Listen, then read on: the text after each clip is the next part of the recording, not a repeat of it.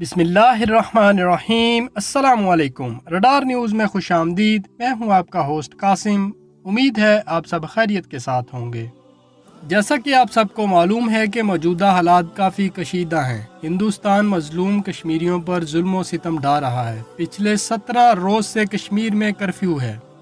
बच्चे भूखे हैं, पीने के लिए बच्चों को दूध नहीं मिल रहा, लोग घरों तक महसूर हो चुके हैं।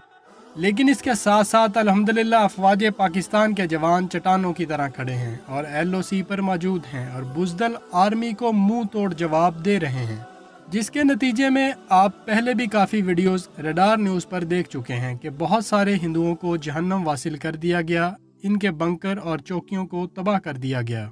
इसी का एक शाहकार आज हम आपको एक और नई वीडियो में दिखाएंगे।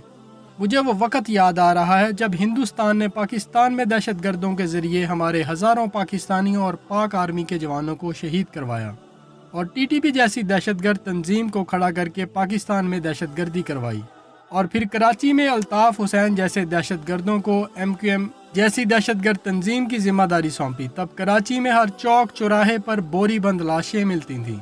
और ये वही इंडिया है जो पाकिस्तान और पाक आर्मी के सामने नहीं टिक सकता। ये इंडिया सिर्फ ड्रामों और फिल्मों में अपना शौक पूरा कर सकता है। हकीकत में इनकी असलियत आप वीडियो में देख सकते हैं। Thanks for watching radar news. अफवाज पाकिस्तान पाइंदाबाद, पाकिस्तान ता क़यामत जिंदाबाद।